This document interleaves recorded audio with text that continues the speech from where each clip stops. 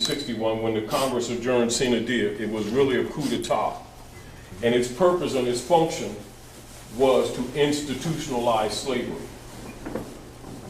Now, when you know your history, you know this stuff is not supposed to blindside you.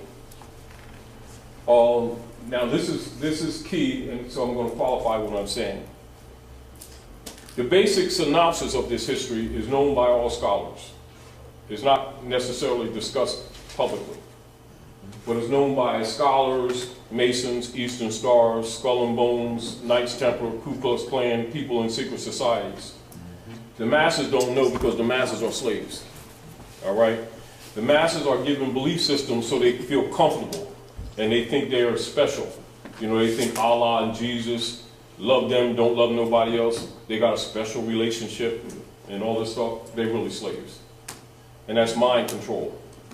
And plus they're taught self-righteousness so that they won't use their reasoning mind. So they think they're better than everybody else. Think God made them, didn't make anybody else. Anybody that ain't giving Reverend Jones $10 is a sinner and all this kind of stuff.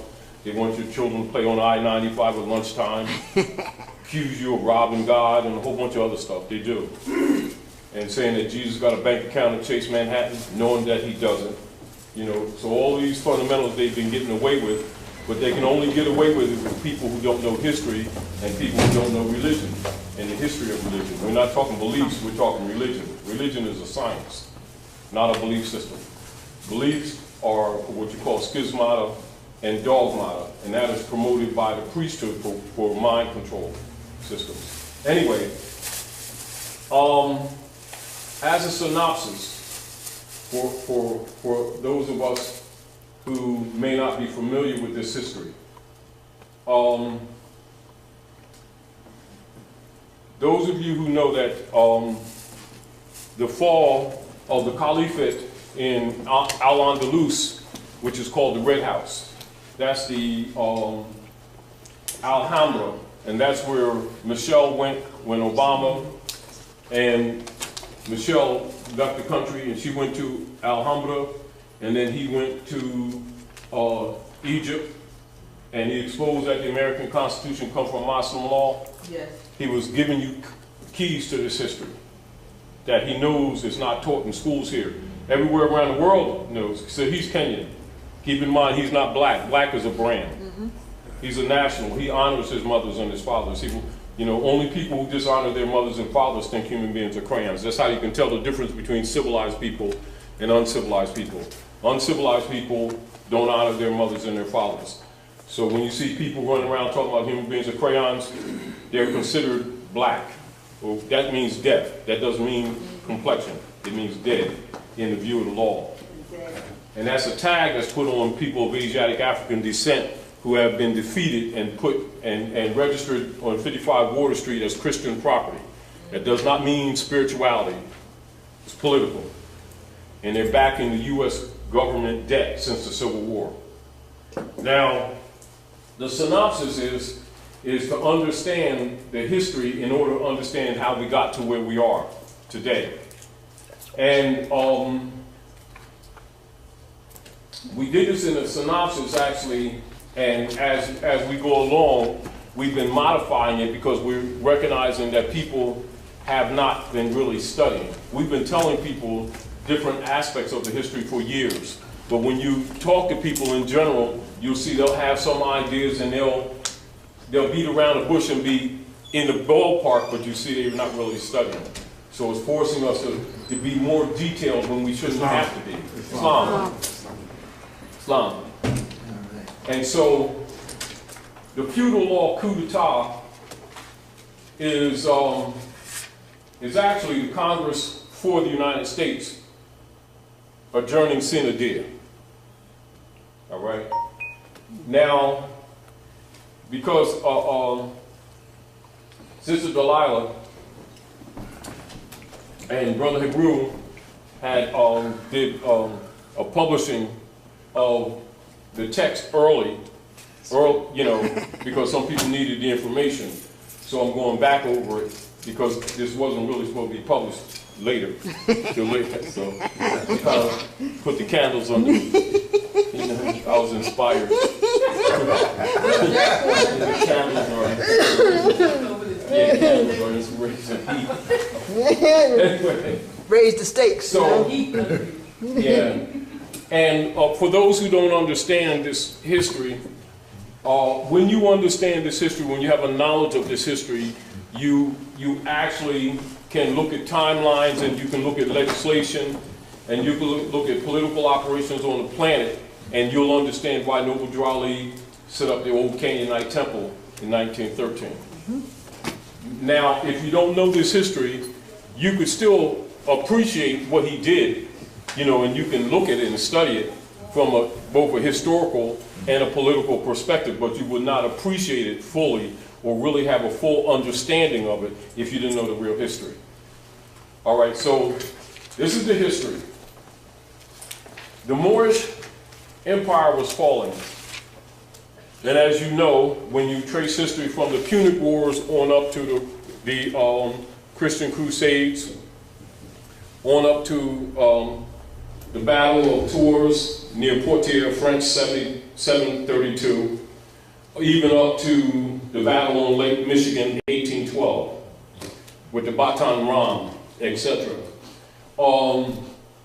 And that pretty much is the last major battle of the Moorish government before the absolute fall of 1812. Now, for those of you who kind of have an idea of what you see in social politics in North America and in European nations, it would confuse people who don't know this history, because their concepts of what they think people are and what they think people are not, what they think religion is and what they think religion is not. So it will confuse them when they know that Thomas Jefferson, John Adams, and the so-called founding fathers all had Korans.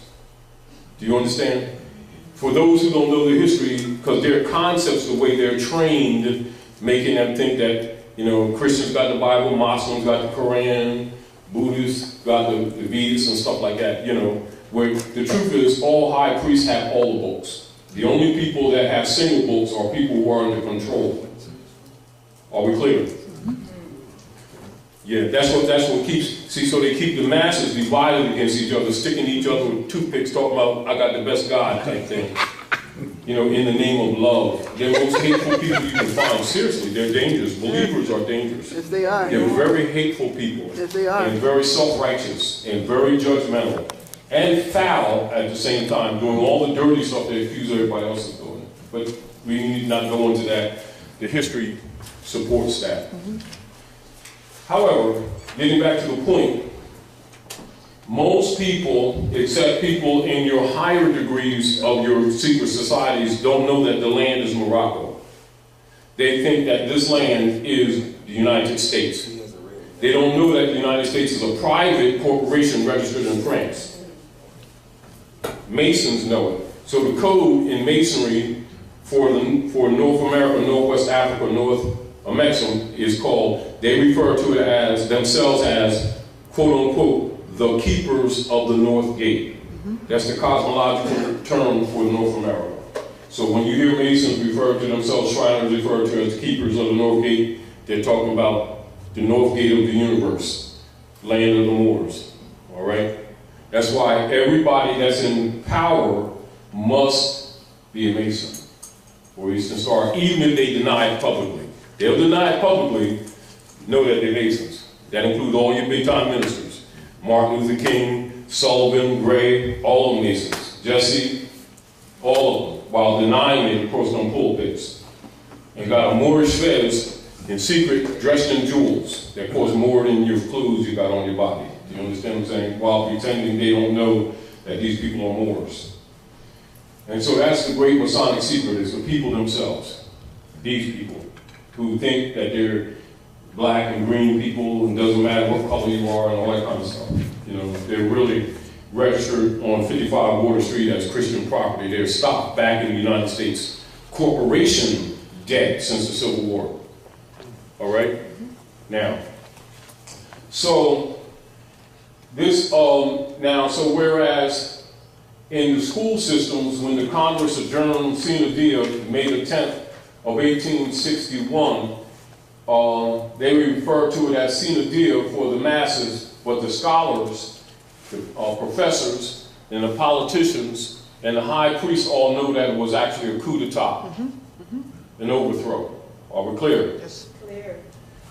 In a synopsis, this is basically what occurred.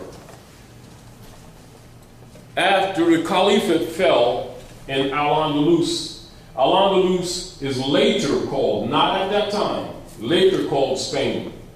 So when you hear scholars talk about the Moors in Spain, and one of the famous books is Stanley Lane Poole's book, The Moors in Spain, and you see other history books that aren't usually available to the average person, and definitely not in the school system.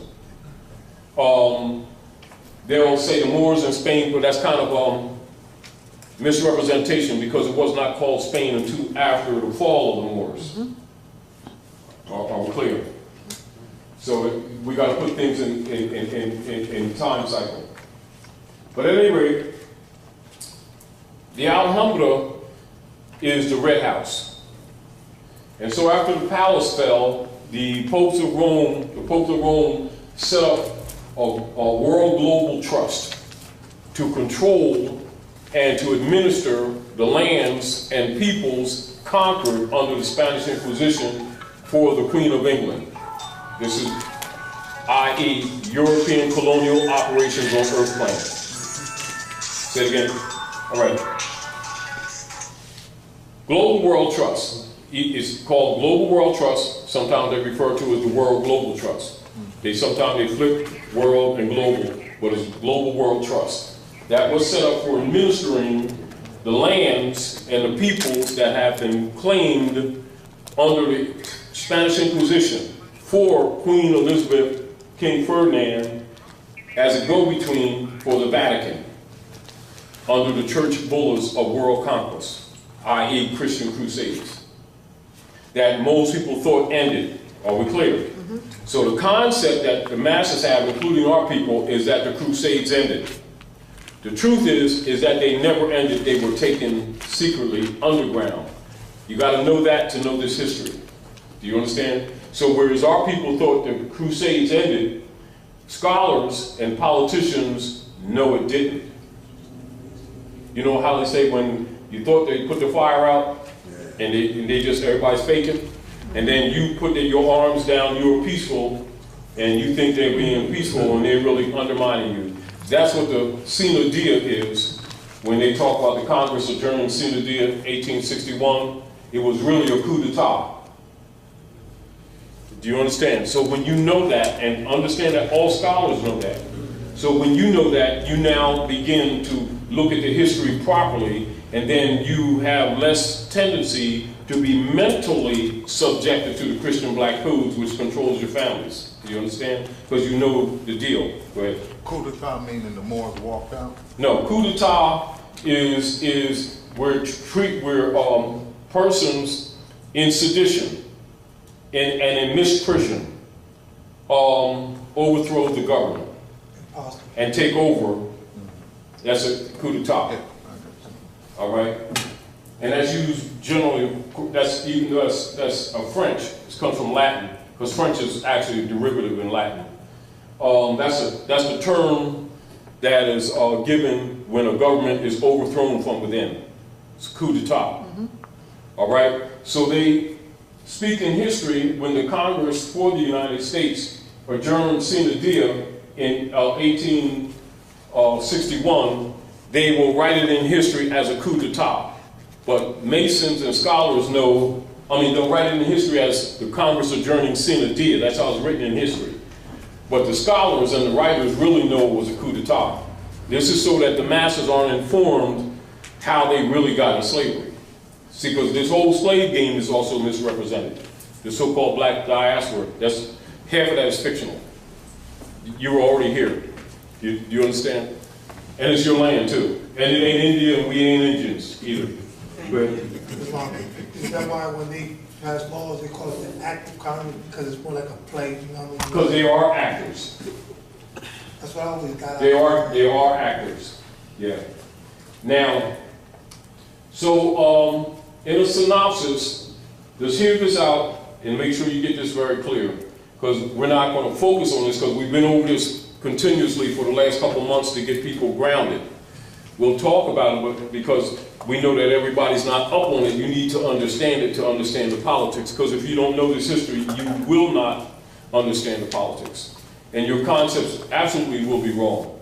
Do you understand? And of course, when it comes to you preserving your estate, you're at a disadvantage because the politicians already know, as soon as you start running your mouth, that you don't know the real history. Because your words will immediately tell them. Because when your knowledge changes, your language changes. And remember, culture is in the language. Now, Benjamin Franklin, who's later to be designated as one of the ministers plenipotentiary under the protection of Sidi Muhammad, the Sultan of Morocco, roughly around 30 years before, it was being discussed and negotiated between what would be written in history as the Christian nations. Not to be confused with people keep thinking of Jesus. It has nothing to do with Jesus, it's Constantine.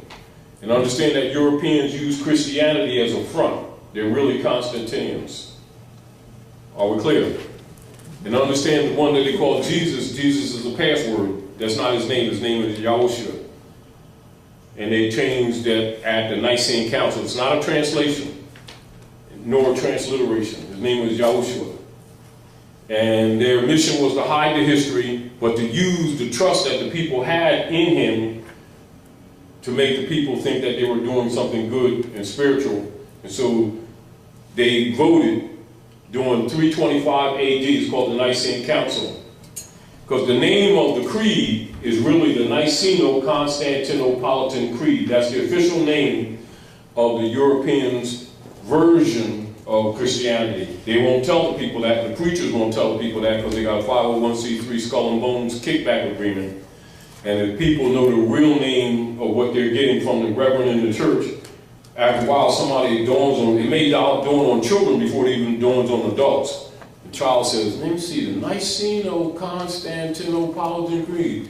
Does that mean Constantine? So they can't have that. Because these people really been worshiping Constantine in the name of Jesus. This is why we're not successful. And all you see is poverty, death, jail, broken families. And they're all talking about how saved they are. And all you see is destruction in the communities. Of course, it's hypocritical. And of course, they're claiming to love Jesus, but they're really worshiping Constantine and paying for their own slavery. And of course, too arrogant to admit it, but understand this as scholars all know it, and so does the Reverend.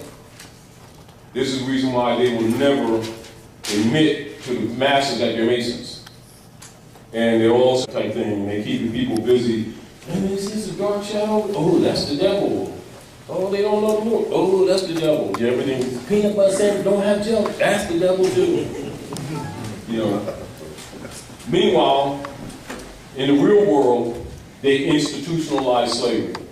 So, and this is what people need to know. You know how like when people keep saying slavery's been institutionalized, and if you ask them to give the record and show the record how it was done, they couldn't show you the record. They just talk about the system. The system did this and the system did that. Name the system. They can't name, but they keep making these statements. The system is the sanctum policy. All right, that's the system. And the operation, the military operations to bring it into fruition, is the coup d'etat of 1861. Are we clear? All right. Now, after the Moorish government was falling, they started negotiating and talking about making a treaty.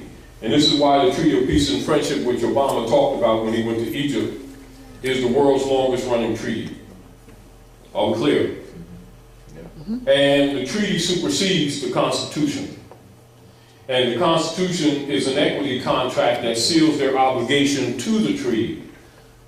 Are we clear? Mm-hmm. Now, for them to obligate themselves to the treaty, what's up? Your hands are cold. You got a car? Oh, man, look at this. Oh. boy. See that car? You got a car. Oh, wow. Just got the car and stuff, man. All right. Anyway, so negotiations were taking place in history because they wanted to stop the hundreds of years wars between the Muslims and the Constantinians who are coming under the tag of Christianity. This is from the Punic Wars on up to the Battle of Tours. All right? And of course, they'll give you a synopsis of this history, but never give you extension of the history. They'll talk about Queen Isabella and King Ferdinand merged their kingdoms, defeated the Moors, and then sent Columbus to the Western Hemisphere. That's about all they give you. But that's the relationship. The issue, what they don't tell you, is that you're them Moors. And you were defeated, and to change the history, they started branding you black and Negro and Indian, and so the people don't know their history because they don't know their Moors. Do you understand? And then they give you limited history so that they can enslave you, because if you're not in the pedigree or the honor of your mothers and fathers by law, you're not descendable. And this is another reason why the Europeans put their family names on us, because whatever we buy or sell with the mark or the number of that name, it's automatically state property. In other words, such persons are declared dead in the view of law, and they're called universally minorities and wards of the state. They have no heritability whatsoever. Now, logically, people who benefit from this paradigm are not going to tell the people the real history. That includes black leaders who get a 501c3 skull and bone kickback. This is why they promote crayons, you know. Oh, my aunt is green, and my father is black, and I got a light-skinned black leather coat, and it means Africa, and all that stuff. And people believe them, not knowing they're paid off to promote that paradigm. And it makes the people who accept those brands non-descendable. Now, say, some of you, like the brother here, some of the younger brothers and sisters aren't aware, but some of those who you're older knew, say, 5 generations ago, if you called our people black, you had a fight. Because they knew that you were stealing their birthright. But they've lost consciousness now, Islam, and now they think it's an identity and they're proud, not knowing that they're not descendable. In law, not descendable.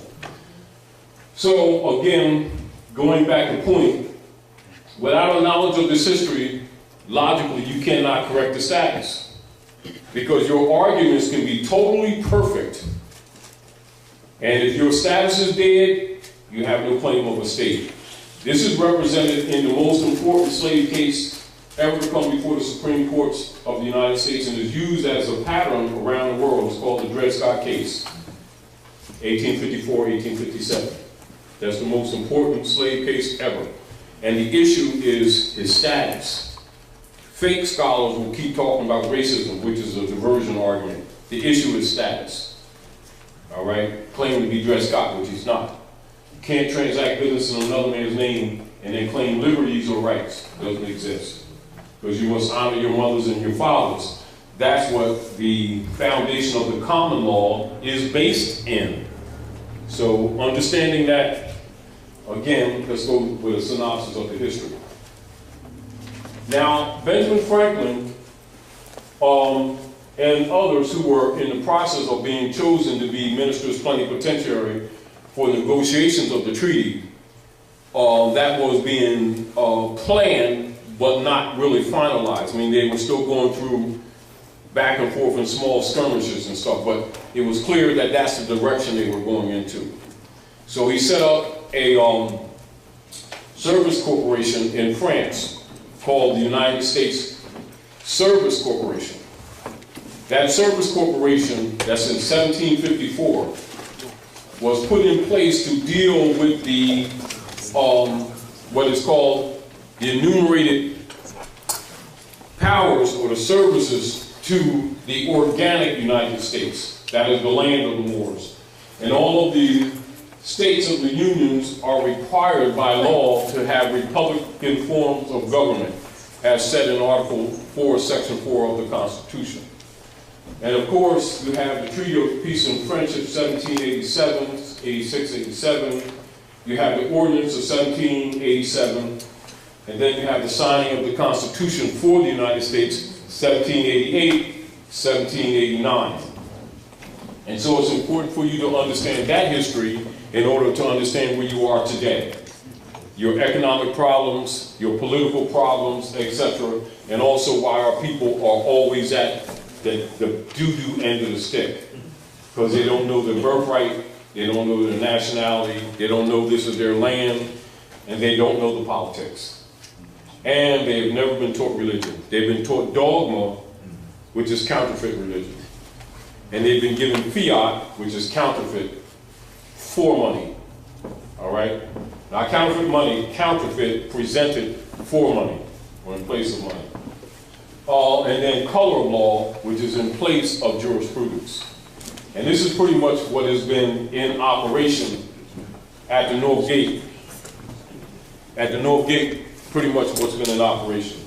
And so, again, you're here to get clear on those concepts so that other things that we talk about make sense to you. Because if you don't know this history, we can have discussions and it's interesting, but for the most part, it's over your head. And yet it is basic enough for a child to understand if a child knows the history. All right, so Benjamin Franklin set up Service Corporation 1754 in France to do the service contracts, usually referred to as enumerated powers. John Hanson, as we adopted the format for the operations in the North Gate, John Hanson, who was a Moor, 1781, they made the ancient seal for him. The ancient seal of the ancient Moabite nation is called the Great Seal. And that is the seal with the Eye of Horus on the top of it. If you go to the Library of Congress, they'll say it's the Eye of Allah. All right? And he's the only president that's ever used that seal. None of the hybrid presidents use that seal. The hybrid presidents only use the bird, the Roman bird. But you'll see both seals on the back of the note. All right? Now, moving up, and this is again why they will not teach in the John D. Rockefeller institutions that George Washington was the 9th president. They will always teach that he was the first in order to lock people out of the real history so they don't start putting the puzzles back together. So keep this in mind. Benjamin Franklin set up the United States Corporation Service Company in France. But we're going to jump ahead a little bit so that you can have a concept of the politics that you're dealing with today. Now, according to Moorish law, what's called fatwa, a member of the Bar Association could not hold an office in the United States. Are we clear? That's by law. It's called the Nobility Clause, which is the original article of Amendment 13 with its 20 sections, which they removed from the history books for children in school, but all scholars know it. And all Masons, Eastern Star, Skull and Bones, Kykelos, and all your secret societies have it, but the masses don't get it. Are we clear? And the Nobility Clause, the members of the bar could not hold an office in the United States because it comes from Muslim law. All right, because they are basically deputy knights for the popes of Rome under the Spanish Inquisition to overthrow all republics. That's their mission. Their mission is not to uphold the law. Their mission is to undermine it. Are we clear? That's why they could not hold an office. Now, understanding that put them in check. Lincoln, when Lincoln ran for the praetorship or the presidency, understand by law, he could not hold the office of the republic. So they ran him for president of the Service Corporation that controls the enumerated powers for the organic republic. Are we clear? All right. Understand that? Now, it didn't take too long for Lincoln to recognize they were also using him to undermine the republic. And so Lincoln went on a mission to save the Union. And this is where the story of the greenbacks come in, but they don't tell you all the story. All right? So Lincoln went about his business of bankrupting that platform that they ran him on that's registered in France, United States Corporation Company. He went on the mission to bankrupt it. Of course, that put a target on his back. He also did two major law cases, making the distinction between Moors, Negroes, and blacks. Same people, different legal status. Blacks and Negroes are slave, Moors are free man. That's the pedigree. Those other ones are brands. That also put a tag on his back. Knowing that they were using him to undermine the Republic, he bankrupted the United States Corporation Service Company, and he also did a case that he won for Charles Chinquet, who was a member of Opus Dei. That also put a target on his back. So he knew he was going to get assassinated. So he did the Emancipation Proclamation with addendums to it, whereas the rightful heirs of the land and the principle of the treaty would be enforced because he knew they were undermining the Republic. So the Emancipation Proclamation, within its structure, was the projected formation of the Bureau of Refugees, Freedmen, and Abandoned Lands, loosely referred to as the Freedmen's Bureau. And every man, every woman, every child, minimally, would get 40 acres and a mule, which would have given all the land back. This also put a target on his back. But they're actually battling. You got to understand what he was dealing with. He already knew he was going to get assassinated. He already knew they were using him to undermine the Republic.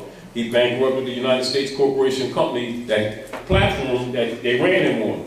All right, keep this in mind. So he knew he's out. The Freedmen's Bureau, they killed Lincoln.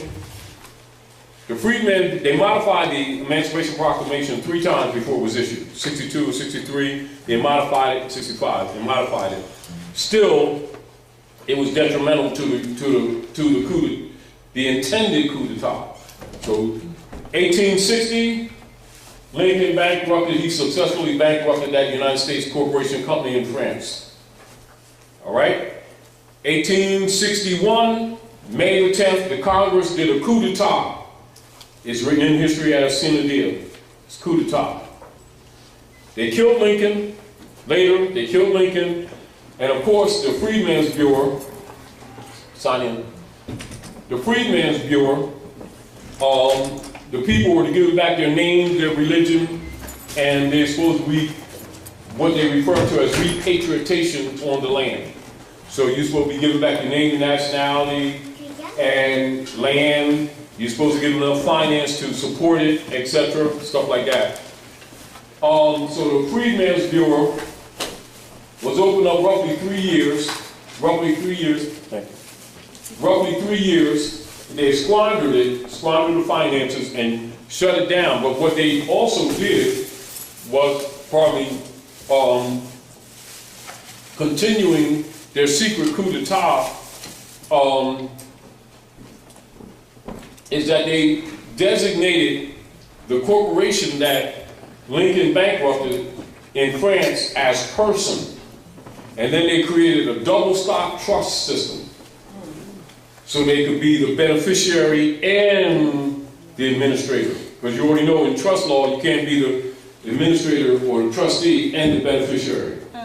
So they created a double stock trust system, and they backed the United States Corporation debt that Lincoln bankrupted in France on the backs of the descendants of the Moors, branded them black and stock, and branded them monkeys. Negro means monkey. And then they paid the black ministers off to tell these people that Negro meant African people. And they agreed to be monkeys and lost their birthright, thinking that they were being citizens. And they were really registered as stock to back the U.S. corporation's debt of bankruptcy that Lincoln bankrupted in France. All right? So now begins what is known as the shadow government. And so since 1861, The private corporation that Lincoln bankrupted, that was registered in France, has been impostered to the public as a country. This is where the fiction of the United States being a country has its origin. Are we clear? It's a private corporation that the masses think is a country. That began in 1861. All right? And so when you see our people keep calling the United States a country, you already know they're under the spell and that they don't know anything about their nationality and their birthright. Are we clear? And please silence your cell phones if you haven't already, please. All right, now, excuse me. So this begins the shadow government. And keep in mind, and the modification or the cover-up of the republic, which is the true agreement between the Moors and the Constantinians to stop the hundreds of years of wars between the Muslims and the Christians. That's what the United States Republic actually is. This is why those of you who are in the Moorish Science Temple and you look at the divine constitutional bylaws, and no duality says, being Moorish American, you're part and parcel of this said government and must live the life accordingly. Yes. Because parcel actually means the land. Do you understand? And you're in agreement. That's the republic. So the republic was overthrown, and they created a fake, an imposter political platform. That platform is called the U.S. democracy. That began in 1861. It is an unlawful platform, it's a fraud, and an impostorship. It's really that corporation in France that Lincoln bankrupted. And they converted the debt of that corporation on the Moors, the descendants of the Moors, and branded them as African Americans. And they created a bond system called UST bonds. And that's been backing that debt of that private corporation since 1861 on your backs. That's the source of your slavery. That's the bondage. It wasn't a chain, that's the bondage. And that's the basis of your mistreatment to this very day. And your economic problems to this very day. And all scholars and all black leaders and all big-time ministers know this Masonic secrets, and they get payoffs. That's why they can get $60 million airplanes with no conscience, wearing $3,000 suits talking about this Jesus is half, and these people believe them, not knowing they're working for the very Romans that lynched the prophets. And this is how the world is run. This is the real politics. Are we clear? And logically, most of our people don't know this information because it's held back from them. Except if they're in your higher degrees of Masonry, or Eastern Star, Knights Templar, Illuminati, Knights of Malta, Knights of Columbus, Titlos, Ku Klux Klan, Union Guard, White Camellia, ETC, Knights of Malta, etc. All those upper degrees know this history, and you're the only ones that's not given this knowledge because you're the food. Do you understand? And this is why they prepared in fake scholarship that you were brought from someplace else to disconnect you from the land. Are we clear? All right. Collectively, that body of information is called the Great Masonic Secret. And then as soon as you get near that information, they start talking about devils so that you don't look at them, when it's really your history. Are we clear? And this is also why, for those who, again, this is redundant, for those who don't understand it, why anybody in power must be a Mason. They know that, but they don't necessarily know why. Do you understand what I'm saying to you? They see it and don't necessarily know why. And then if they ask, nobody talks. Or they start saying, oh, it's too deep for you. It's God. You don't question the word of God. And people get starry-eyed and everything. They go into a stupor. And then they take their lunch money and give Jesus. He never gets it, though. But, you know, and it's worked. It really has worked for quite some time. It still works, too. Say again? People keep sending their money. Got to speak louder. People keep sending them their notes to charities when they tell you that they only give 1% of whatever it is that they get to a charity. So If that. they're taking care of the family, right? If that. But people See, this is what has happened. People, they won't admit it, but people pretty much know they're hypocrites. But when you have a bunch of hypocrites together, they feel good about themselves, so they feel comfortable. Yeah. They know daggone well that them little babies, where they got flies all around, they don't ever get fed. And I mean, we don't even need to go into that. And so the people keep on funding these institutions, knowing that children don't get no finance, no poor people get it in Haiti and whatever else. But since they're believers, that's what they deal with. And then they feel good for them. They throw, you know, Allah around and Jesus around like passwords, and they feel good about themselves. And the miseries of the world continue while they be hypocrites, which they absolutely are. Not just the people who steal the finance, the ones that keep giving it to them, also hypocrites, participating in that crap. Rather than take responsibility to start fixing this mess. So anyway, so as a synopsis, so keep in mind that that's a United States shell. That's a shell corporation. So let's make a synopsis so that you can have a little bit of understanding what's going on. What's up? What's up? What's up with your technical skills in the building? He said, "What's up?" Real car. He said, "What's up?" too. What's up, man? What's up? So keep in mind, this is a corporation in France, United States Service Corporation. Right? Lincoln bankrupted it. Okay. Yeah. He said, all right. So 1781, they perfected the political platform. 1781, and that United States Corporation Company to transfer the debt on the descendants of the Moors, designated as African Americans. February the 2nd, 1781, they registered that in Guam and in Puerto Rico. Are we clear? Puerto Rico was really Borican. All right, so they registered Borican. That's 1781. That United States Corporation lasted up until 1913. Noble Drew Ali, Anayamwea, that's what you call Cherokee. I'm from Cherokee, speaking on behalf of the true heirs of the estate and enforcing the Treaty of Peace and Friendship, Ordinance of 1787, and the Constitution for the United States commanded to the Queen of England to honor the treaties and the Constitution and make sure that the rights, or what is called restoration of rights to the rightful heirs, who they branded Negro, Black, and Colored Indians, that they be put back in their proper person and that the estate be restored to them.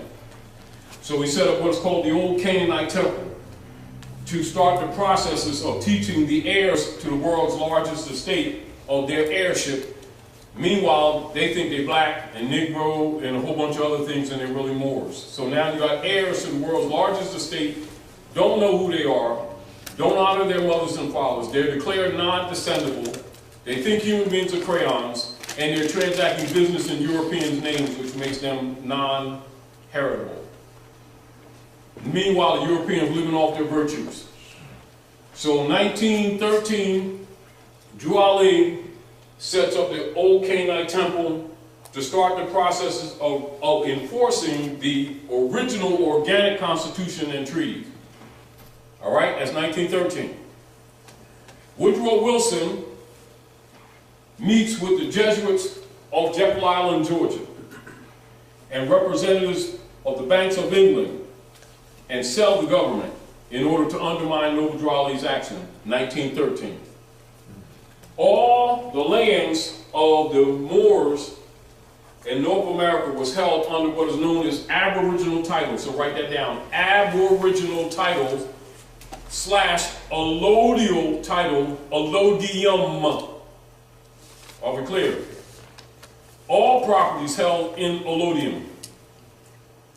Are we clear?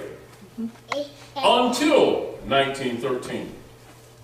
And then they sell the government, and then the board of directors of the United States Corporation Company pretending to be Congress, because remember they're fronting ever since '61. They're really board of directors. They convert all of the allodial titles into mortgages and deeds, 1913. Are we clear? That shell corporation lasts up until roughly around 1928. Meanwhile, Noble Drew Ali in 1925 set the old Canaanite temple registered as a civic organization. And with the support of Marcus Mosiah Garvey, was starting to teach government to the people because they were already being taught nationality. They're already being taught nationality, and so now they're being taught government structure for the restoration of the estate. They assassinated Noble Drew Ali in 1929, and then tried to create another shell, but it collapsed anyway. So that United States corporation collapsed. So a couple of years after they assassinated Noble Drew Ali, which is called House Joint Resolution 192, 73rd Congress in session, June the 5th of 1933, they created a fake bank holiday, steal the gold, create the Gold Act, and under the secret treaty of Verona that was already established in agreement, they start sending our gold to England. And it's split between the Vatican and the Queen of England 60-40. All right? That's the fake bank holiday, 1933, that they call the Depression. It was fake. Then they set up another United States Corporation Company with its other shell. Notice that these shells, all over the United States, they're all shells. That United States Corporation Company was set up by Franklin Delano Roosevelt. And because Noble Drew Ali having taught these people their estate and people are starting to declare their nationality, they're still confused, they're still learning, but enough to get the world's attention. So now it's starting to affect the T-bonds because the T-bonds are no good because they're backed up on our estate. Not money, on our estate. Do you understand? Since the Civil War. All right. So now nations are starting to get trepidation because these bonds that they've been buying is no good. So the United States goes into depression because nobody's buying the bonds. Are we clear? Mm-hmm. This United States Corporation Company lasts up until actually 2012. Are we clear? Mm-hmm. Mm-hmm. 2015 it goes defunct. And the Pope of Rome dissolves it. He's the owner of the corporation. Are we clear? Mm-hmm. Under the Roman Curia. Keep in mind, all this time, the heirs of this estate still don't know their heirs. Right. They think the United States is a country. The rest of the world knows it's a private corporation. So to keep this fake government going on, they create an army. The Jesuits' army is really, the U.S. military complex is really the Jesuits' army. And they go to and fro the earth, devouring nations. Mm-hmm. That's what it's for. Mm-hmm. To enforce the secret treaty of Verona. Now, when a few years ago, in 2008, when you see them claim that there's no debt limit, it's because it didn't matter anymore. Because it's bankrupt again. They tried to set up another United States Corporation Company again. And the Manchurians, who you know as Chinese, and the Russians say, no more shells. That's what's going on today. Are we clear? Are we clear? Clear. Yes. Clear. Crystal. And that's what, when you hear in the news, without them telling you this real history, when you hear about the BRICS nations around the world, then in amongst the true Americans, you hear the Mint nations. Now the BRICS nations and the Mint nations have merged. That's the uniting of Asia to counter European colonial operations on Earth planet. And they're dumping the T-bonds as quickly as they can without crashing their economies. Although everybody's going to be injured by it, they're letting the harlot burn. Are we clear? Now, to cover this up, because the nations are dumping them T-bonds, they hide it by I know you've heard this quantitative easing. That means all bonds that they have out there, they've been printing day and night on top of them. So anybody got any value, any investment in anything that they have, for every bond they got is roughly a little bit over 300 more that's been printed already that they admit to. So they're really beyond worthless. And then they did a House Joint Resolution 2847 under the guise of employment, right? And under that guise of employment, they're really stealing your bank accounts and your savings accounts. So anybody that has a bank account is not your bank account, it belongs to the bank. And it's considered an unsecured loan. And if you don't believe it, go try to take out over $500 at one time. And they'll treat you like a criminal. I got my bank account. Oh, I don't think so. I'm going to stick my card in and get. No, you don't think that either. And you got 401k, it's 409k. Seriously.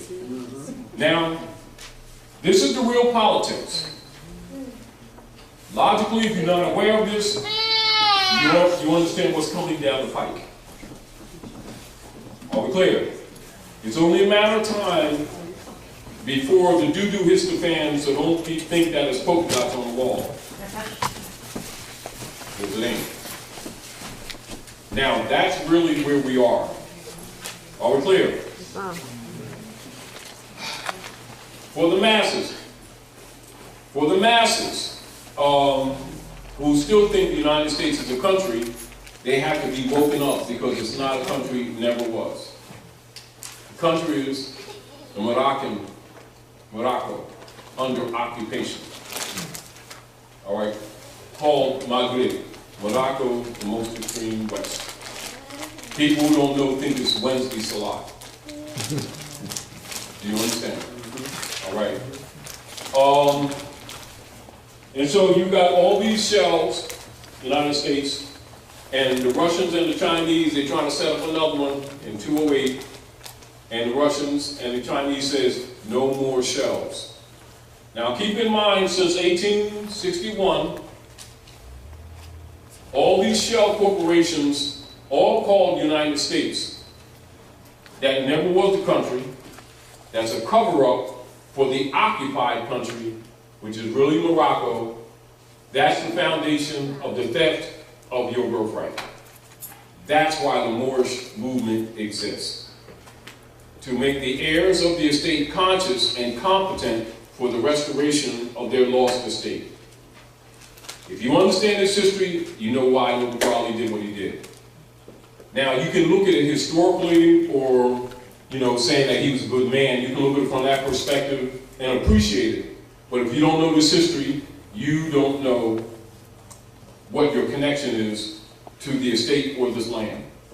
And it's important to understand that in order to understand why you nationalize.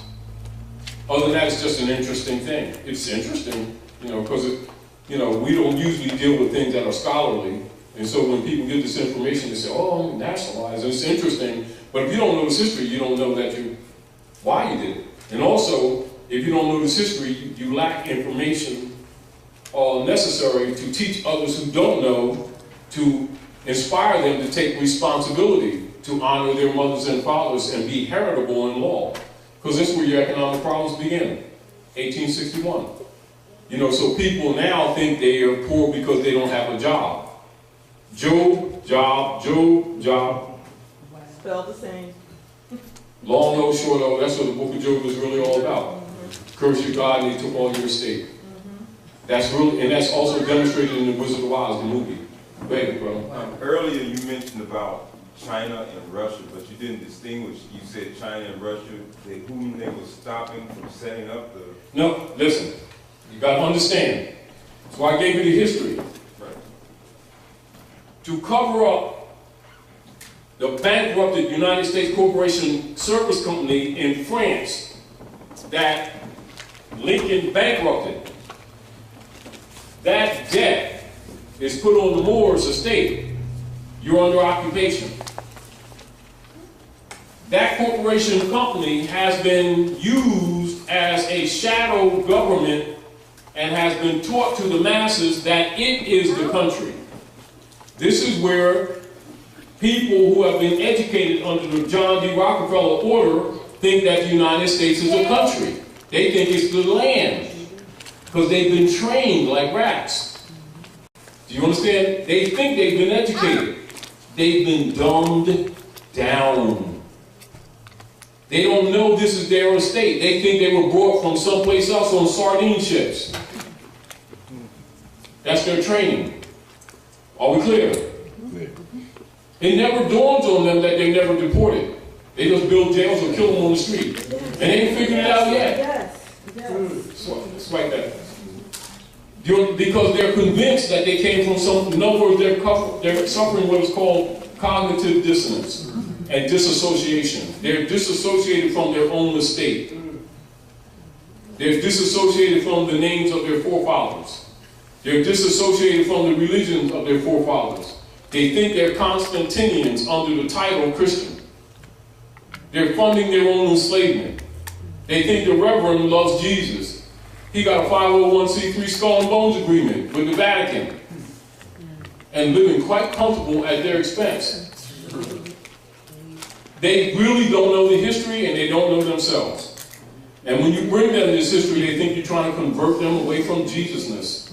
They don't even know that J is not even used in language until the 1700s, solidly. Introduced in the 1500s, not used solidly. Jesus is a password. Now, all scholars know that. Do you understand? But people who don't have scholarship don't know that. They don't know that the one they call Jesus, his name is Yahushua. Do you understand? But anyway, that's the factual scenario of the politics on planet Earth. Not just here, on planet Earth. Are we clear? And all nations on the earth are subject to that except a couple. And they almost covered it all, except that the Manchurians said no more. This is the politics that you're seeing take place now in the world.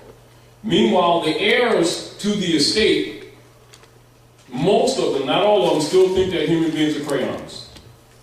So now you have the world's heirs to the world's largest estate, adults, not children, that think human beings are crayons, makes them not descendable.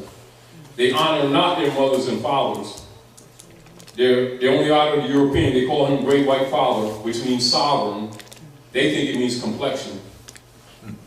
Then he exercises the sovereignty under his corporate entity, pretending to be the government, and they keep calling him the government, and they keep calling him American. He's European, but the heirs keep calling him American, giving up their birthright. And so this is where we are right now. Meanwhile, the world's economy is collapsing, and they're still playing crayons. This is where we are politically. Are we clear? It has to be corrected. Meanwhile, the Europeans are trying to kill them off before they wake up, because he's got to go back to England, Ireland, France, because that's their own. Do you understand? And they've gotten comfortable in the North Gate. Are we clear? Here we are today.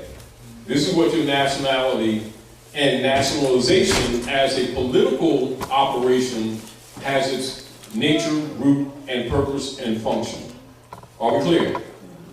All right, that's your history. All right?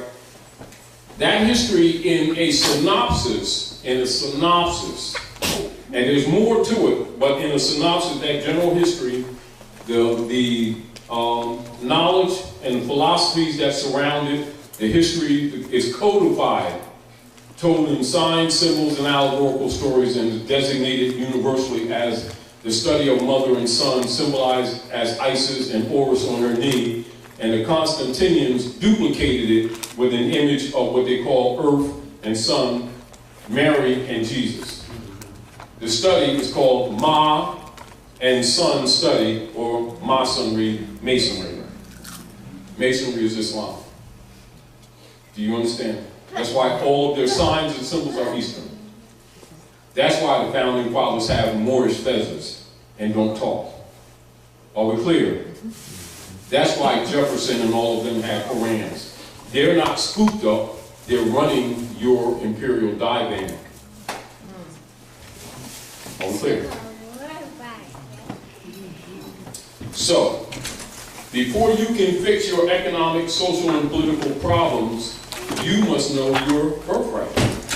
So if you don't know your birthright, logically, you're not going to act on something that, because basically it's alien to you until you know it. You think it's somebody else. It ain't got nothing to do with you. You know, oh, that's interesting stuff.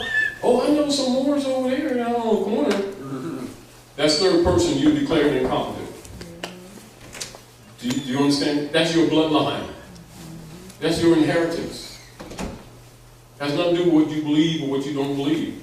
And so understanding how our people have been tampered with for so many generations, it's hard to get them over that hump.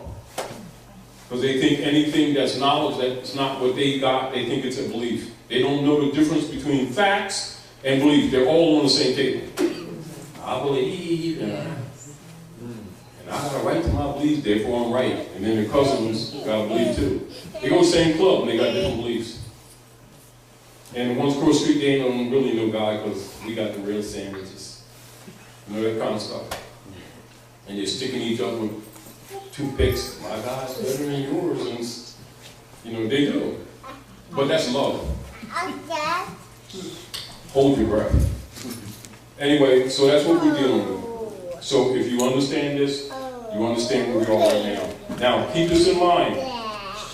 Last year, Obama, when the Pope came, all right, he came to back up the motu proprio that he had set in 13, which we talked about rally in 12 and 13, the motu proprio. And of course, they have rebellion within the ranks.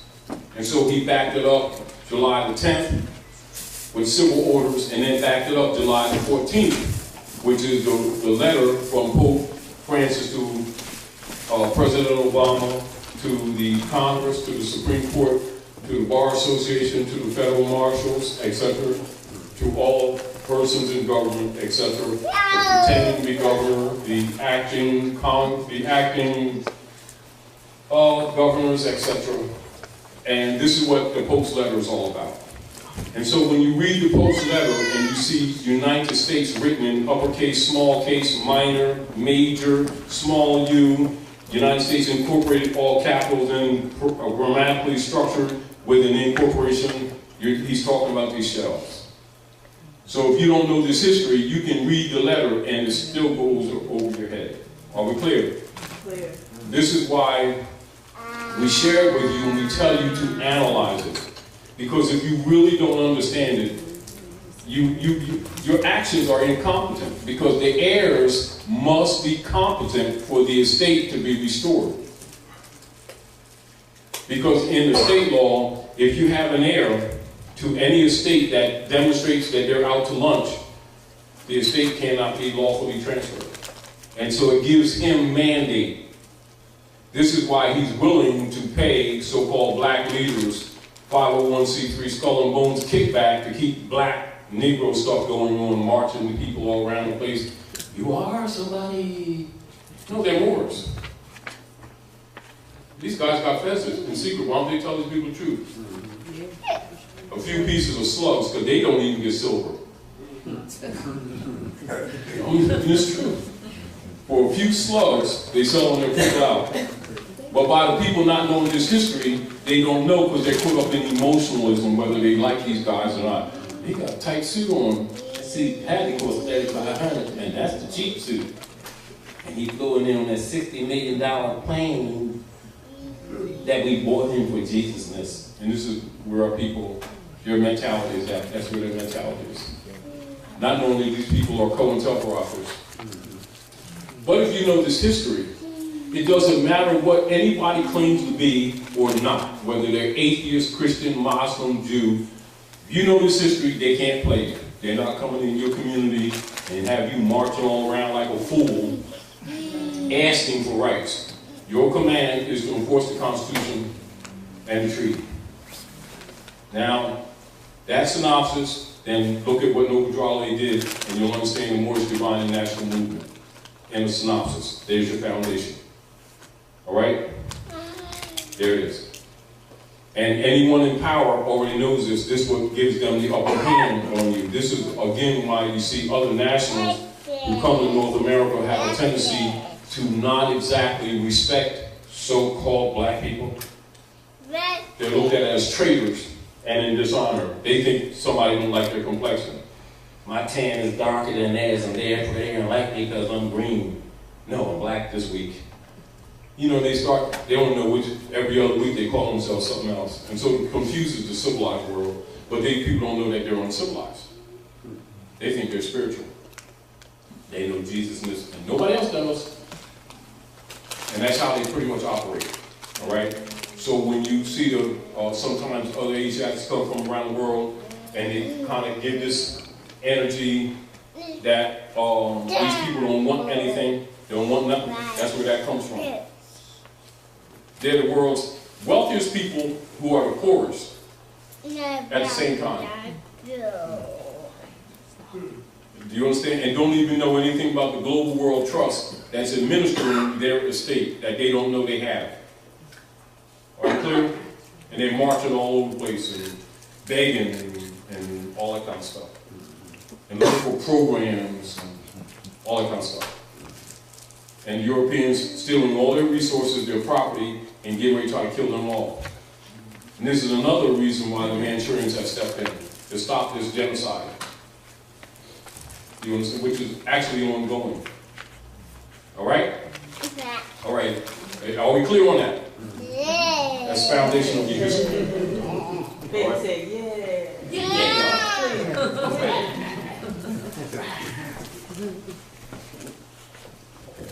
So anyway, so this is a synopsis. And so when you see the allodial law and the feudal law, so when they're talking U.S. democracy, they're talking feudal law. When they're talking the republic, they're talking allodial law. Are we clear? So allodial is de jure, feudal is de facto. Allodial is the republic, feudal is the U.S. democracy. The U.S. democracy has been in operation since '61, and that's been administrating over your estate. So when you give homage to it, you're giving up your birthright. So you're giving this consciousness so that you can correct your language.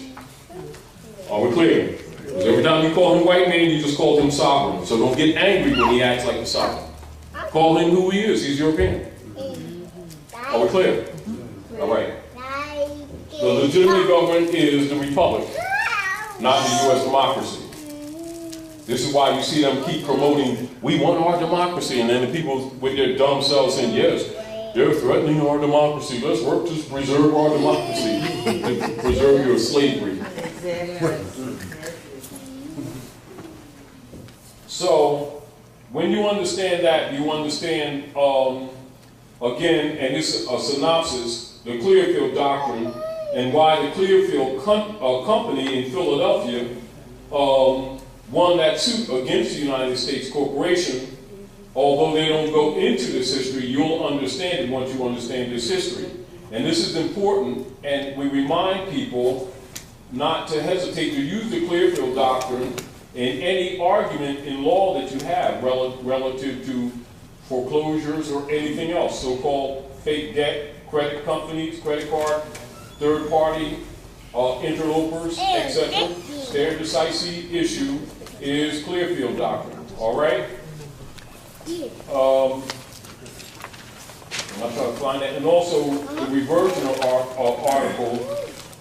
And this is for those who have a reversioner, and of course you already know this. I'm not lost at sea. I affirm my right of reversion of the state, and I make no claim with respect to the title, name, man, or straw, nom de guerre being a title. And I surrender and assign any and all reversionary interests to the United States and subsidiaries for full acquittance, discharge, settlement, and closure of my reliance, Title 12, United States Code 95A, Part 2, and I assume no liabilities or debts whatsoever, and I do not consent to stand as surety for any point, moment in time. If you understand this, it's because you understand that history I just gave. So if they ever make claim on you or your property or anything, the synopsis of this statement covers your position. Are we clear? Because whenever you walk into any of those private tribunals, understand they're not really courts. They're human trafficking venues. And they're holding you as surety. And so you tell them, because this is back to them converting that debt of that United States corporation company on you since '61. That's what that's all about. That's where the public and the private argument comes in when it comes to the strong man transmitting utility UCC commercial operations of human trafficking, where you are the stock. All right? And also where the mortgages come into play since 1913, where the contract is dead and you're the pledge. Are we clear? So this is for you to understand these things so that you can think for yourself. Because if you understand this, a lot of questions that might arise, you will answer them yourself. Go ahead, sis. Mike.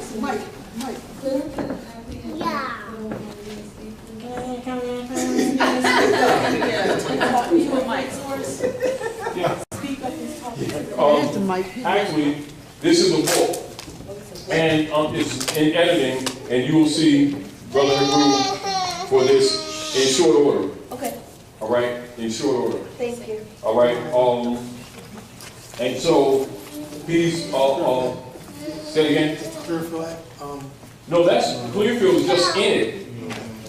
It's just in it. It's just a part of the book. This is lesson book 14A1. This is the book that I separated in 92, 93, 96. Because of the operations, knowing that we're infiltrated, and knowing that you have people in both government and institutions that would counter.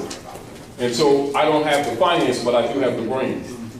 So I separated it so that they could be caught later. Do you understand? Because they control the economics and institutions. So 14A, this book here, see this book? Hold this book up. Hold this. That's a synopsis. That's still being checked. Pull this up. That's the first part. CMA Certificate AA 222141, Moorish Civic Relations. This is actually the other half that I separated in 96. And also that's the one that other people use to start stuff like, say, Dr. York used this one. And he used 3 paragraphs from Agent Nuwabi and Morris. And other people have used that. But I already understood a lot of times this stuff would be misused and that you've got forces against you that you don't know. So they're all dark priests. So not everybody uses it as dark priests, but you have to understand this is the real history. It's not in their interest for you to know this. So I separated it.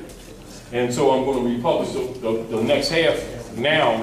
That's because they jumped the gun and did it anyhow. Anyway, so that's what this is. This is the other half of that book that was published in 1996. All right?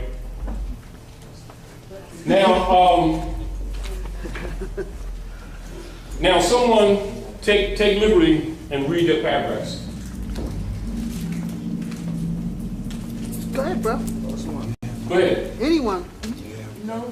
No, not. Go ahead, brother, you had a mic. Go ahead. What paragraph? What paragraph? Whatever paragraph you turn the mic on. No. Yeah, that's it. Know that. No. Glasses on. Okay. Sing for it. Know that all the Glasses are on your forehead. United You're looking for them. They for reading. Know that all the United States, U.S. politicians, industrialists, high priests, professionals, and historians, etc., are factually and secretly aware that the former Congress for the United States of America adjourned sine die on day 10th, May 10th, right? That's right. On May. Now On May this is 10th. this is where the editing comes in. Yeah. Go ahead. Go ahead, read. And drive by the motivations to Go ahead. initial predetermined plan in which they could administrate misprice, color authority, Misprision. peonage, arbitrary, and slavery. The above affirmative statement of reversion of the state may be made on the half, shall be made on the half in relationship to the rights, asserting concepts or relative, yes, a state associated context and declared by conscious and contemporary assertion. Competent assertion. Asserter. Assertion. Thank you. Next. Now, asserter, in another instance, in a claim, you might be called, what you would be called as an asserter, if you're doing a case. Affiant. Affiant. Yeah, What affiant. else?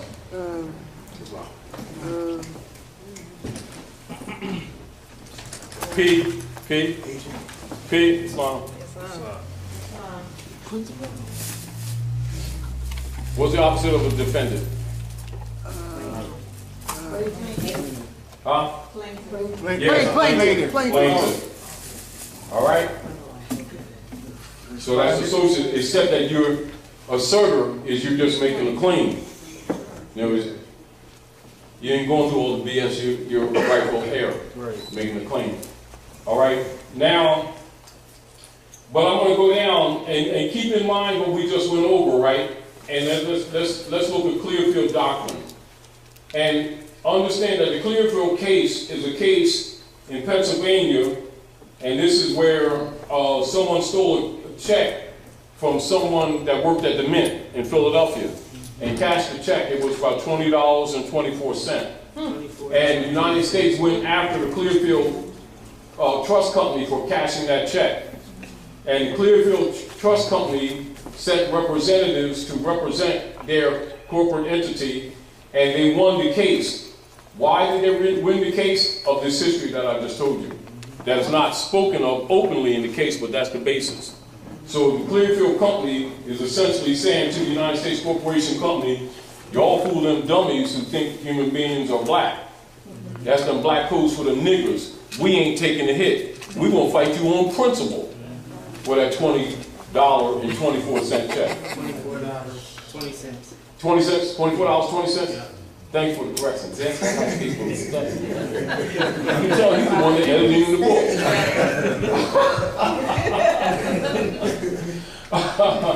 So basically what they're saying, don't pull them nigger codes on us because we ain't going for it. We ain't having it. But now keep in mind, when people are having economic problems with the banks, etc., like that, those who really know this history will use the Clearfield Doctrine, which is stare decisis, as a defense, and it's a valid defense, even with a traffic ticket. You know what I mean? And there's another reason why we emphasize this history and this law, because history and law goes together. And due to the operations that have been taking place lately, we find ourselves having to go over this operations redundantly. But we want you to be grounded in this so that other information that we may talk about makes sense to you. Now here's the Clearfield Trust Company. Now notice this, Clearfield, now this is 1942. Those of you who know the operations of jurisprudence at North America know that they've been using the Tracy versus Railroad case as a basis of blocking people from using common law process to deny people due process. The Clearfield case took place in 42, and their own greed undermined them because they actually exposed themselves. Are we clear? So again, keep that in mind when you're looking at this, because we're not going to go through the whole detail, but understand this. Governments descend to a level of a mere private corporation and take on the characteristics of a mere private citizen, where private corporate commercial paper, Federal Reserve notes, FRNs, and securities, which are checks, is concerned. For purposes of suit, such corporations and individuals are regarded as entities entirely separate from government. So what they just told you, that United States Corporation Company that Lincoln bankrupted in 1860, and where they've been fraudulently claiming it to be a country and converting its debt on you since the Civil War, is a fraud, and they ain't having it. This is how they've been screwing you for all these generations. Are we clear? Clear. They've been screwing you for all these generations, and all scholars knew it and know it. That includes all the politicians, all the councilmen, all the big-time reverends. All of them knew it. And all of them been getting kickbacks, and this is why this thing has worked so well. And then, of course, it's so well-grounded, people keep saying, oh, this can't be, because that's conspiracy. Yes, well, it is. So get over yourselves and grow up. It's not good, brother. It's not. That's why when I was, you know what, when you say that, I kind of think back at the elections we just had, and as he was going into office. No, it's not an election we just had. We didn't have an election. The election that they had, you know, the United States had. Now, this is what must be understood. For the coup d'etat. Why are we giving you this information? For you to start correcting your language. It is not we. You ain't a part of it. That's a private foreign corporate entity registered in Borinquen in Puerto Rico that was bankrupted in 1860 by Lincoln, which was registered in France. That's been, its operatives and owners have been impostoring it as the government, which it is not. They've been impostoring it as the country, which it is not. They needed for you to keep calling. As you say we, you've accepted the debt. Soon as you say my, you've accepted the debt. Relationship. I just want to use this moment to show you.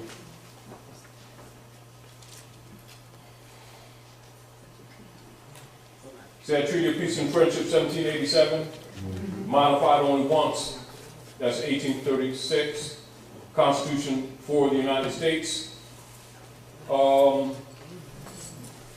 And here, and this is what Obama's talking about. You see, to all persons to whom these presents shall come, or be known, made known, whereas the United States of America in Congress, assembled by their commission, bearing date the 12th day of May, 1784, thought proper to constitute John Adams, Benjamin Franklin, and Thomas Jefferson, their ministers plenipotentiary, giving to them, or majority of them, full powers to confer, treat, and negotiate with the ambassador, minister, or commissioner of His Majesty, the Emperor of Morocco. See where your founding fathers really got their power from? And why they all got fezzes? So logically, people who want you to use the black brands aren't going to tell you this real history. So as you can see, they were minister plenipotentiary, and this is where you get potentate in all your secret societies, where you get that title from. All them past masters and them grain masters are called potentates. Do you understand? That's where its origin is. And so when they're talking about the so-called founding fathers, you can see that they're not the founding fathers. They were under the authority of Sidi Muhammad with the negotiations of the treaties. You see? Now, again, let's get back to the point. Let's go back to, the Pope again, so that your concept will be correct. I want your concept to be correct.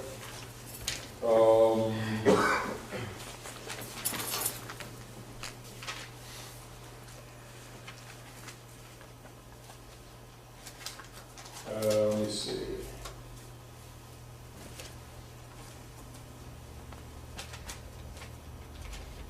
And again, this is for the listeners. If you want to have any more expanded information on this, you all who are listening can see Dr. Naila. And also we'll plan in the future maybe come on the show and answer some of these things again on your show. For those of you who know Dr. Naila's show, can you announce your show, Dr. Naila, so they'll be familiar? That's Reawakening Minds. That's on High Frequency Radio Network every Monday night, 8 p.m. to 11 p.m. Eastern. You can go to www.highfrequencyradionetwork.com and hear it, or you can call in and listen to it at area code 424-222-5250. That's 424-222-5250, and that's Mondays, 8 p.m. to 11 p.m. Eastern. As a matter of fact, let's do this too, because you have your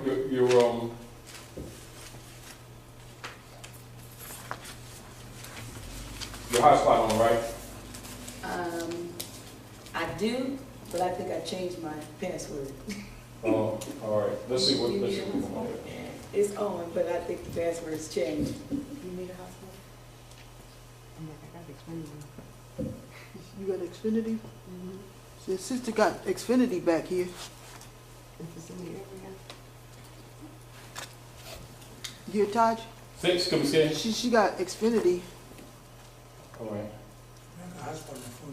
Hotspot. Hotspot. You need a hotspot? Yeah. See if you can log on, because I think I changed the password. Say again. If you can see if you can log on, if it's not changed, then you'll automatically come on. Otherwise, I think I changed the password. Let me see what's up. Somebody was stealing my. It's crazy already connected to Xfinity. It's picking it up, but That's apparently not you mine. need password. That's not. I have one. That's not hers. That's not mine. Was not yours? Sister Renee got one. I got one to that that Xfinity Wi-Fi that you can't connect to. What your technical skills? Technically speaking.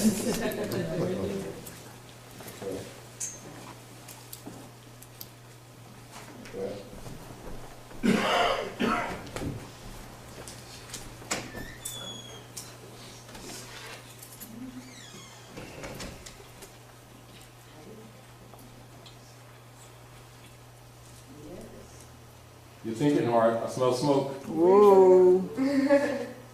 He just wants the hotspot so he can get online. You already online. Why That's do you what I need was about to hotspot? ask her. You already online. Why do you need hotspot? Say again. You are already online. Why do you need hotspot?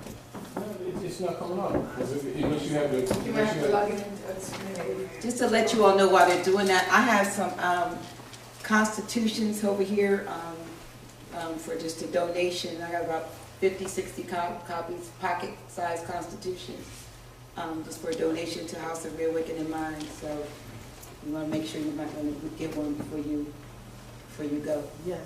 I also printed out a couple worksheets from the RV Bay website that are over there. Basic definitions and a couple of Donations worksheets. over there, That's $1. Moorish. $1. They're free. Water. They're right over there on the table. Let me take my time.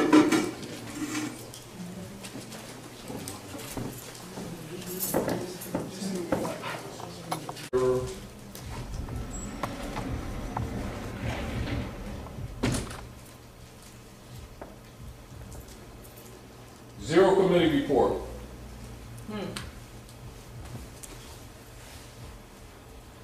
Minority troops divided and detained. That means the so-called minorities in the army, they're going to throw them in the break just like they did Geronimo after they sit around and keep convincing their own people. All right, well, white sympathizers on the guard. All minority leaders, national and local, will be detained. President addresses minority on radio and television, gives it 1 hour to end the emergency. All units under regional command into the emergency. Zero committee reports. So survey shows that during a 6-year period, production created 9 million objects. They really talk about people. And 1,500,000 each year. Production could not dispose of the containers, which proved a bottleneck. However, there are almost That was almost 20 years ago. At this point, they're talking about the Second World War, some other people that was claiming to be somebody, not that they took to some barbecue chambers. Anyway, we suggest that vaporization techniques will be employed to overcome the production problems inherent in King Albert. In other words, they're going to vaporize them so they don't have to worry about the shells. So if they want to be black, you know what black means? Ashes.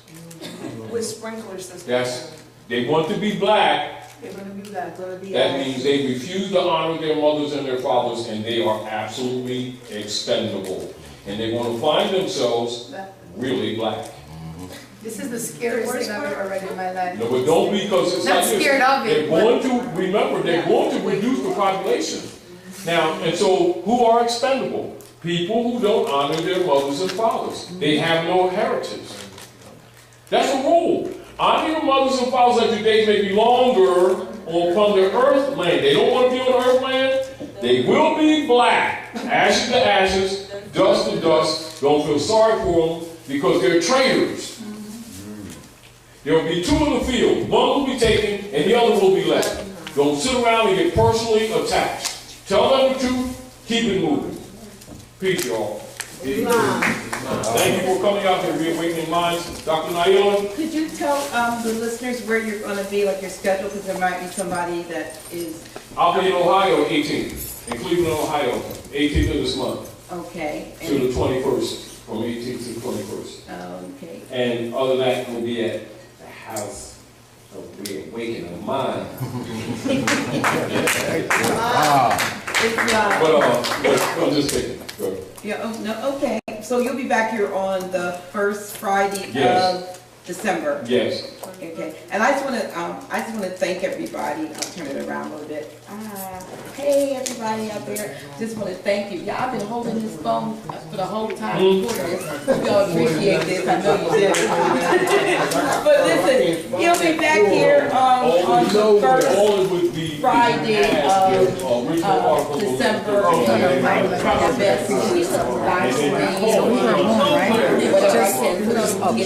In 61, when the Congress adjourned sine die, it was really a coup d'etat. And its purpose and its function was to institutionalize slavery. Now, when you know your history, you know this stuff is not supposed to blindside you. Now this is key, and so I'm going to qualify what I'm saying. The basic synopsis of this history is known by all scholars. It's not necessarily discussed publicly, but it's known by scholars, Masons, Eastern Stars, Skull and Bones, Knights Templar, Ku Klux Klan, people in secret societies. The masses don't know because the masses are slaves, all right? The masses are given belief systems so they feel comfortable, and they think they are special. You know, they think Allah and Jesus love them, don't love nobody else. They got a special relationship and all this stuff. They're really slaves. And that's mind control.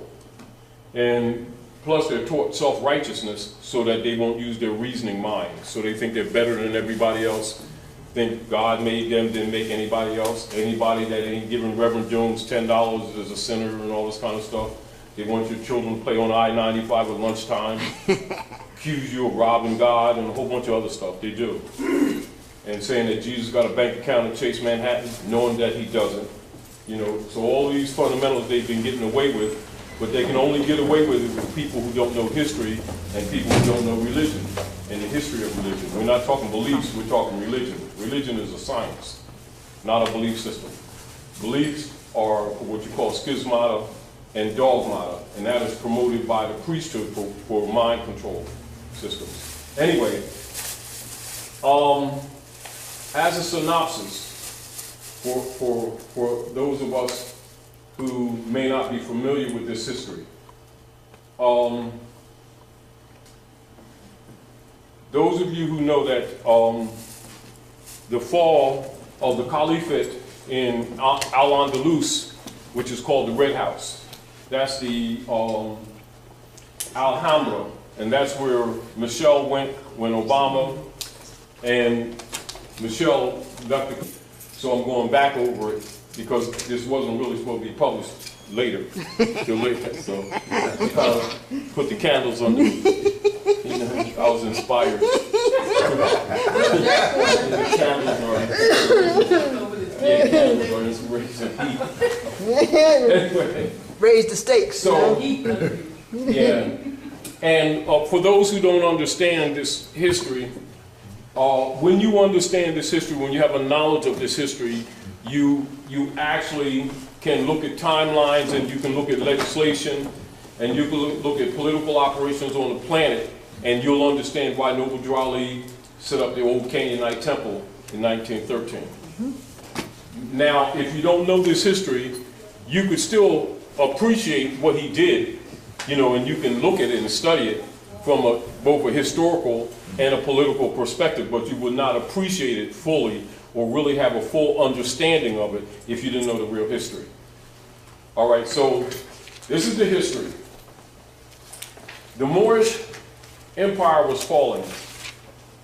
And as you know, when you trace history from the Punic Wars on up to the Christian Crusades, on up to the Battle of Tours near Poitiers, French 732, even up to the Battle on Lake Michigan, 1812, with the Bataan Ram, etc. And that pretty much is the last major battle of the Moorish government before the absolute fall of 1812. Now, for those of you who kind of have an idea of what you see in social politics in North America and in European nations, it would confuse people who don't know this history, because their concept of what they think people are and what they think people are not, what they think religion is and what they think religion is not. So it will confuse them when they know that Thomas Jefferson, John Adams, and the so-called founding fathers all had Korans. Do you understand? For the country, and she went to Alhambra, and then he went to Egypt, and he exposed that the American Constitution comes from Muslim law. Yes. He was giving you keys to this history that he knows is not taught in schools here. Everywhere around the world knows. So he's Kenyan. Keep in mind, he's not black. Black is a brand. He's a national. He honors his mothers and his fathers. He, you know, only people who dishonor their mothers and fathers think human beings are crayons. That's how you can tell the difference between civilized people and uncivilized people. Uncivilized people don't honor their mothers and their fathers. So when you see people running around talking about human beings are crayons, they're considered black. Well, that means death. That doesn't mean complexion. It means dead in the view of the law. And that's a tag that's put on people of Asiatic African descent who have been defeated and put and registered on 55 Water Street as Christian property. That does not mean spirituality. It's political. And they're backing the U.S. government debt since the Civil War. Now, the synopsis is to understand the history in order to understand how we got to where we are today. And